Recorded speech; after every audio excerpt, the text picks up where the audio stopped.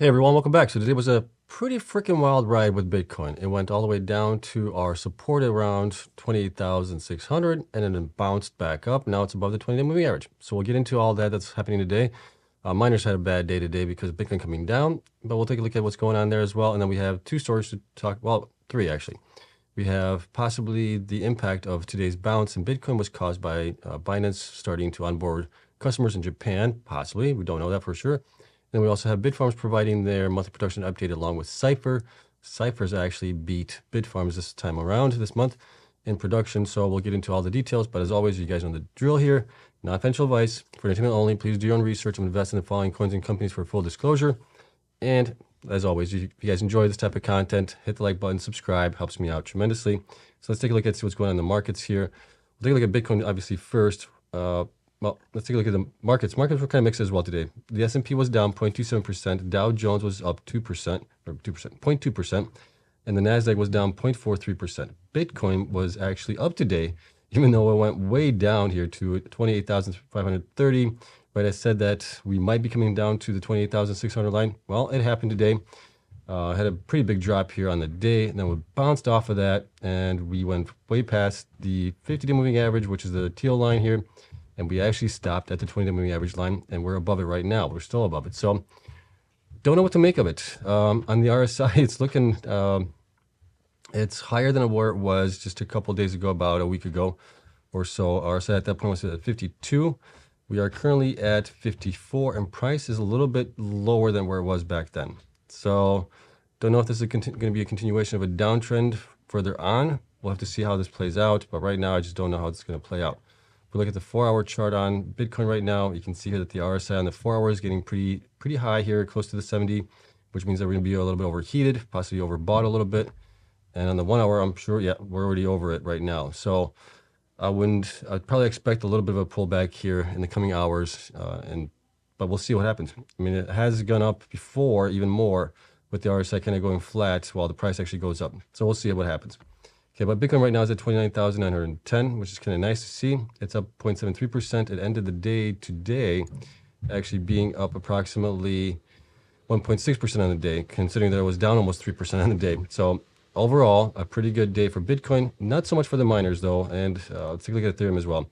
Ethereum had the same effect as Bitcoin did today. It came down pretty close to the support line, which is the 200 daily moving average. It was only off by about 813. About $50 or so, $40 or so from that support line there. And it bounced off of it. It's now above the 50-day moving average. It's getting pretty close to the 20-day moving average as well. Okay, so miners here. Miners had a bad day. If we look at this line here, let's see here. I think we can possibly get rid of the RSI here on some of these guys here. So let's see. Let's collapse that. There we go. Okay, so ANY was down 2.04%. It was probably down a little bit more during the day. Argo was also down 5.48% on the day. Then we have Bitfarms, BitDigital was down 0.9%. You can see where the spike where it came down a little bit more and then bounced back up towards the end of the day. Next is Bitdeer. Bitdeer was down 2.11% on the day. It pretty much settled right on the 50-day moving average here, which is the teal line here, as it has in the past. Bitfarms was down 4.18%. It was down a lot more. It was down over 10% throughout the day. Towards the middle of the day, then it kind of bounced back up towards the end of the day. But it did close above, well, still was down from where it started, but not as bad as it could have been. So that was good to see. Cipher was also down 7.11%. Same thing here, bounced off the 50-day moving average and went back up. CleanSpark was down 2.83%. It is now trading below the 20-day moving average. Core Scientific was down 1.05%. It's still above the 20-day moving average. DigiHost was down 2.262%. It went below the 50-day moving average, bounced back up. Now it's above it. DMG was down 1.41%. It is down below the 20-day moving average right now. We'll see if it's going to bounce off the 50-day going forward. And then we got Greenidge. Greenidge was down 14.81% on the day. Kind of hard to see on their chart because let's take a look at, let's get rid of the weekly. There we go. So it's bouncing off of the, right now, off of the 50-day moving average. It went below the 20-day moving average. Hive, same thing here, was down 4.43%, down much more, then bounced back up. It's now hovering right around the 20-day moving average. Hut 8, down 4.78%. That also went below the 20-day moving average. It couldn't get above it. We'll see how it does tomorrow. Iris Energy was down 6.31% on the day. Same thing, went below the 20-day moving average. Marathon was down 3.11% on the close today. It actually went below the 20-day moving average and bounced back up. Mawson was down 13.11%. It's been below the 20-day moving average here for the last, maybe 10, 12 trading days or so. Riot was down 1.57%. Look at that. That's beautiful. Went way down to the 20-day moving average, bounced off of that, came back up. So that's great to see. And then Soluna was actually the only one that was up today, 4.41%. It's still hovering above the 20-day moving average. And then we got Stronghold was down 5.52%, bounced off the 20-day moving average as well.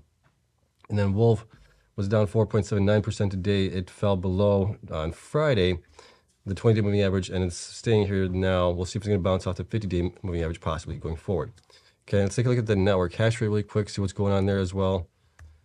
And let's see here. This is the 7-day average. 7-day average right now is at 374 million terahashes, and the 1-day average is, well, we went up here to 437 million, then came back down to approximately 361. So it is still bouncing. We're still going sideways as far as the network hash rate is concerned. Okay, and I don't know how much longer it's going to keep up like that. I think once a lot of the other miners will start installing miners, that should increase the hash rate overall going forward. Okay, so that's it for those. Let's take a look at the stories that we do have here. So Binance Japan starts onboarding users. So 2 years earlier, the exchange was warned by Japanese regulators that it was operating in the country without permission. And some are questioning whether this was the catalyst for today's little pump that we had. Obviously, we went pretty down low. Then we came back up. Maybe that was the reason for it. But Binance Japan, a subsidiary of Binance, will be onboarding users in Japan on its newly launched platform. The exchange was warned by regulators that it was operating in the country without permission 2 years earlier. Existing customers in Japan can migrate to the local subsidiary from August 14th. So that's good news there. And there was something else here. They bought a, let me see here. Binance acquired regulated crypto exchange Sakura Exchange Bitcoin in November of last year. So this is possibly why that's happening now. And then Coinbase and Kraken stopped operations in the country in recent months, citing market conditions as the reason. Last week at the WebEx conference in Tokyo, Japan's policymakers signaled the more Web3 related policies were in works. So that's good there. We'll see how that plays out going forward. And let's take a look at some of the production updates that we do have here. So Bitfarms, as usual, being like one of the top ones, providing their monthly updates right on the first day out the bat. Here's what we do have for them. So Bitfarms mines 378 BTC in July. It's a little bit less than it was in June. And that the explanation for this is basically that they network hash rate increased. They had to shut down part of their operations for a couple of days because of a storm. And network hash rate increased, basically. But here's what we have. So in July, we initiated an expansion plan to nearly double our hydropower capacity to 350 megawatts by acquiring 150 megawatts of underutilized hydropower in Paraguay. So this is great news. This should have been like the title of it, I think, because this is great for them to get more power going forward. Through the expansion in Paraguay, the company seeks to leverage its industry knowledge and economies of scale to drive greater production efficiency. We plan to commence construction on the first 50 megawatt facility here in Q3 of 2023, which is great. So that's coming up this year. And then in July, we started production at our 11th farm in Bayacoma. It is on track to reach its first 11 megawatt of production in Q3 2023, with an additional 11 megawatts targeted to come online in second half of 2024. So that's quite a ways away. That's basically a year out still. Wish they could kind of speed that up a little bit, but we'll see. Upon completion, Baycom will increase our Quebec portfolio to 8 sites and 170 megawatts of low-cost hydropower. With miner deliveries and installations progressing smoothly in Rio Cuarto, Argentina, we are confident we will achieve our Q3 2023 target hash rate of 6.3 exahash, concluded Murphy. So that would be good there as well. Production update, BTC production was 378 compared to 385 BTC in June 2023, as difficulty increased another 3.3% in the month. Their hash rate stayed the same. They didn't really install any miners, so that's the result for that. Plus, so here's their explanation for it. Production was also impacted by intense weather events, including record temperatures and unprecedented wildfires that led to poor air quality in Quebec and resulted in the temporary throttling back of miners. In addition, our Magog farm went offline for 7 days because of direct lightning strike that disabled its primary electricity transformer, although no other damage was incurred. So that's good there. Had they got into the facility or something like that, it could have caused some damages to the other electrical components there. So that's good there. Okay, here is their update as far as what happened. Total BTC mined for the month was 378. Month-end operating hash rate 5.3 exahash, still the same as it was in June. BTC average exahash per exahash went down a little bit to 76 from 77. With the network hash rate increase, that's going to be a given. It's going to come down unless you're actually being able to mine more Bitcoins a little bit here, but we're seeing that across all the board for all the miners. As the network hash rate increases, their efficiencies go down. The only way to combat that is if you get the newest generation miners all the time, and that's going to be hard to do. In Paraguay, acquired 2 power purchase agreements for up to 150 megawatts of hydropower, up to 50 megawatts in peso pay, which is in close proximity to our existing operations in Villa Rica, and up to 100 megawatts in Yaguza, a new location close to the 3rd largest hydroelectric dam in the world. So that's great there. It's always nice to see that they're looking forward and looking to grow in the future. This will obviously give them that capability to do that, okay? And I think that was it here. Oh, here we go. Also, this is nice to see reduced total outstanding indebtedness by 1.8 million, resulting in remaining balance of only 13.7 million at July 31st. So that's good there as well. It's good to see that they're paying down their debt as well. So hopefully by the time they get into the halving event, no debt, they can just concentrate on actually buying miners, installing miners, and upgrading things and doing pretty good. So we'll see how they do. Okay, let's take a look at the numbers that I do have for them, and then we'll get into Cipher. So Bitfarms currently has about 240 million shares outstanding. Stock price is $1.78. Market cap 427 million right now. As you can see here, the last 12 weeks was pretty good, up 82% from there. 4 weeks or 12 weeks, they're up. 8 weeks, they're up 64.2%. 4 weeks, they're up 4.7%. And from the 1 week last week, they were up 2.87%. Current hash rate is at 5.3. I'm getting to about 7.175 exahash, roughly. They still have about 35% growth left in them. Their hash rate average per miner is about 109 terahash, which is actually pretty good. BTC HODL is at 594 right now, valued at about 17.8 million. And then you can see the BTC production has been coming down, as has been a lot of the miners that are growing slower than the network hash rate increases. So we've seen that through by a couple miners. That's happening. You basically have to outpace the network hash rate increases in your own production increases to combat that a little bit. But that's tough to do. Okay. Month over month BTC difference mined. You can see here that they were down 7 BTC from last month. BTC HODL has been increasing here ever since December. Their best month for HODL was back in last year. They had over 2,128 BTC. They sold quite a bit, I believe, in June. They had more at that point, but they sold a lot just to kind of get out from a lot of the debt that they were in. And then they've been selling all the way through December, sold quite a bit there to pay off some debt. And then they've been slowly here, it looks like, starting to increase their HODL a little bit here as well. BTC per exahash efficiency, I have them at 71. That's based on the end of the month hash rate. They're possibly using the average hash rate that they were at for the month and the amount of BTC that they mined. BTC sold, you can see that they've been selling quite consistently around 300 some to 400 some Bitcoins a month here this year. Definitely not like the huge spikes that we had here in July where they sold 1,623. They sold another 1,755 in December as well to pay down the debt. Hash rate, you can see it has been slowly increasing here. From last year, they were at 3.8. They're at 5.3 right now. So slow and steady gain in hash rate, which is good to see. Would have liked to see maybe a little bit more hash rate increase, but you got to build out everything else. It all takes time. Value as far as what they've been generating. So that's revenue each month. You can see that. Hash rate difference. They didn't install anything in July of this month. Past month, we're in August now already. So, wow, time is really flying. June was a nice increase of about 300 petahash, and then BT sold value, how much they've been selling roughly. Then we have the last 4 quarters. We'll get into the quarterly results. A lot of the miners are going to be providing their quarterly results also this month, possibly next week, I think. So that's going to be a busy time for us to get through all the updates for the production, and then obviously take a look at their quarterly results as well. So that's going to be coming up here next week as well. Okay. I forgot, and I do apologize, I forgot to look at the institutions and analyst ratings.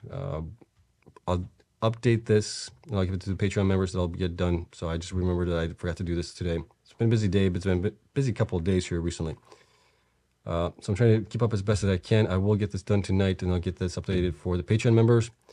Okay, so looking at their efficiency for the month in July, there it is, July.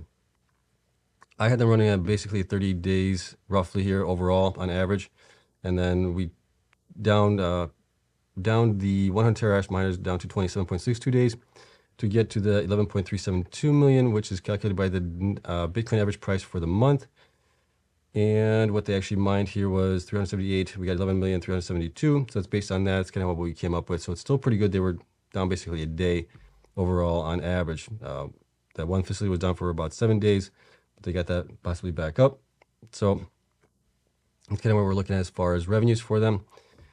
Now, as far as last 3 quarters, we're looking at about 90.2 million. And then the combined total for the last 3 quarters and the current quarter that we're in is about 123 million. And I believe the current quarter, we're looking at the current quarter of Q3 now.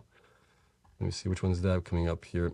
Current quarter, 33. Yep. So that's being, I already transferred it over to the new quarter. The last 3 quarters is an estimated of Q2 with actual numbers for Q1 and Q4 of last year. So we got that PE of 20 because they are growing quite nicely in Paraguay, Argentina as well. They're going to be having growth there.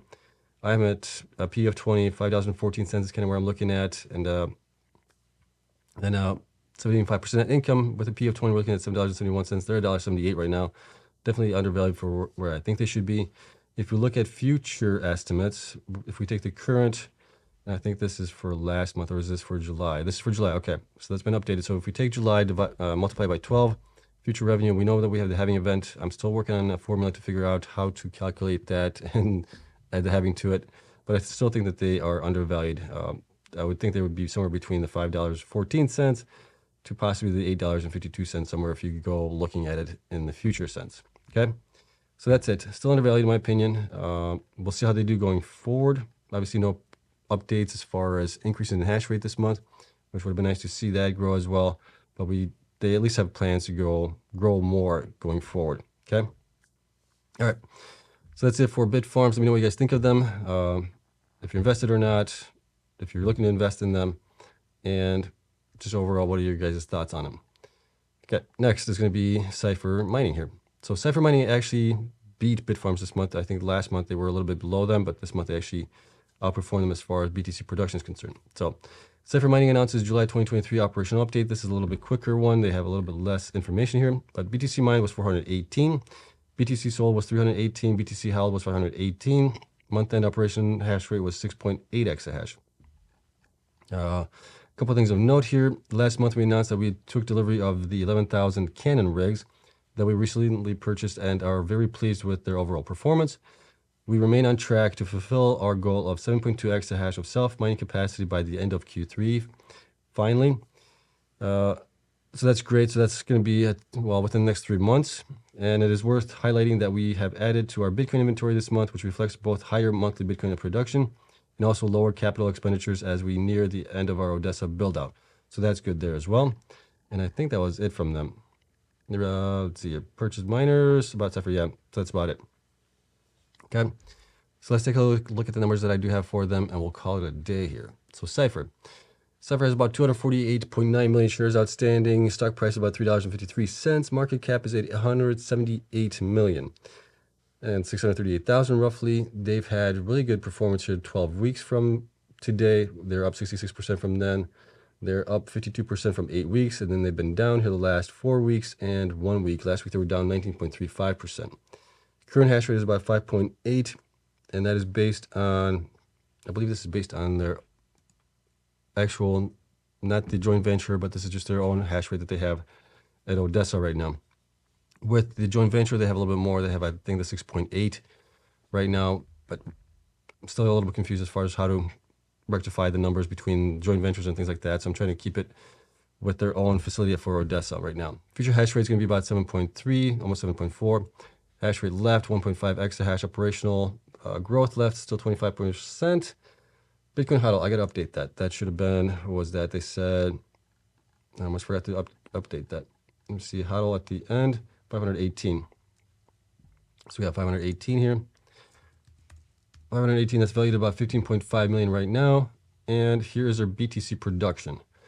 So really good production all the way this year, has been increasing quite nicely as you can see it through basically March. March, they kind of peaked a little bit here, and then it came down a little bit in April, went up way nicely here in May because of the transaction fees for Bitcoin. That was 483, came down in June, 360, and then July, obviously 418, which is a nice increase there for them. Month over month difference, BTC mined, you can see that there, up 58 from last month. BTC HODL has been coming down here recently in June to 417, but we had a nice jump in it to 518 in July, which is nice to see as well. BTC per exahash efficiency, that came down a little bit here to 61.4. They do curtail a little bit as well. Not as much as some of the other miners, but they do curtail a little bit. BTC sold, since we've been tracking them here. That's the numbers there. Hash rate growth, you can see that they started 2.8 exahash in December, basically, from when I started tracking them. And then January through all the way this year has been a nice increase, almost, I would say almost a 3x here in growth. So that's really good to see for them to be able to do that in a pretty short amount of time. Value or revenue, how much they've been generating. The best month was in May, 13.5 million in revenue. June was almost 10 million. And then we were at 12.5 million here in July right now. Hash rate has, let me see, hash rate growth. So we saw huge growth in the beginning here.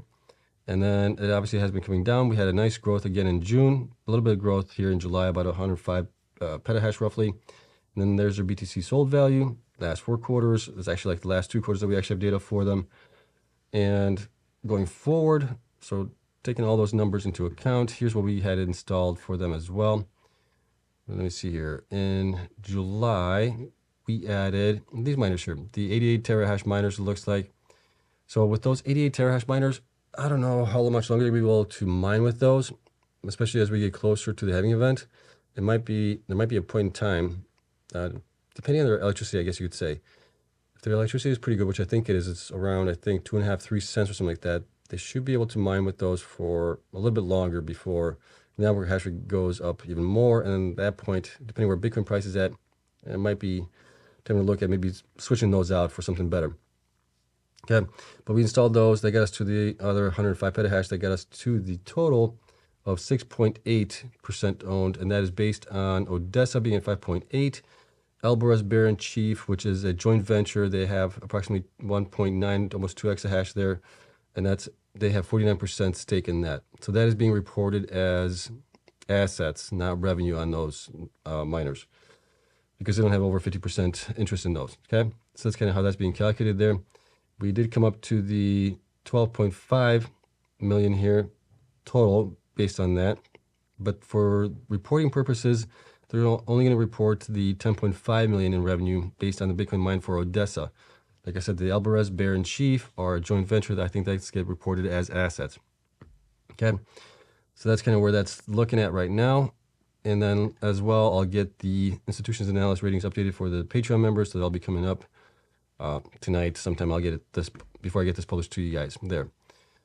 Now, based on the current quarter that we're in, which is, let's see, yep, the current quarter ending in September, and the last 3 quarters, which are now June 1st ending quarter, or June ending quarter, March ending quarter, and the December ending quarter, we're looking for a total revenue of 55 million. They had 30 million roughly, possibly this quarter, if things keep pace with the way they're going. 50% net income from gross revenue, we're looking at $3.48. They are currently at $3.53. And then 75% net income, P of 20, we're looking at $5.23. So they're fairly valued, in my opinion, maybe slightly undervalued. If you look at future estimates based on the current month that we're in, which is the 12.57, and I probably should have been using the actual 10 revenue here for that one, because that's actually what's getting reported. This is getting as assets. So let's probably update that to this one over here, because that's for both and that's not being correct. So that's being reported there. So that's still 126 million. They should be around $5.07 to $7.60 in my opinion. They're at 353 right now. Still a little bit undervalued in my opinion right now. Okay. So that is it. Let me know what you guys think of them. They have obviously come on the scene relatively quickly this past year and have done a really good job as far as growing is concerned, along with others like TerraWolf have done a fantastic job. So it'll be interesting to see how they do going forward. All right. Each month we get closer to the halving event, it's going to be more difficult on the miners that are less efficient, with less HODL and everything else. So right now is the time to kind of build out what you can that you already bought, hodl as much as you can in the time being, pay for what you need. Otherwise, hodl everything that you can, so that way you do have the backup when Bitcoin goes into the halving event on next year, probably around April, I'm guessing. All right, but that is it. As always, like I said, the Patreons will get this spreadsheet later on tonight. I'll get the institutions and analyst ratings updated as well for that. And I apologize for not getting that done. It's been a crazy week recently. A lot of stuff going on. So we'll get that done. We'll get everything else done, and we'll call it a day. So yeah, thank you so much for watching. I hope you guys enjoyed it. If you did, hit the like button, subscribe. Helps me out tremendously. And I'll see you guys in the next one, probably tomorrow. Tomorrow we'll have some more possibly updates from the miners as well. And then next week we're going to start getting the Q2 results, which is going to be interesting to take a look at how they're doing with their cash balance and everything else. Okay, so that's it. Hope you guys have a great night. I'll see you guys in the next one. Bye.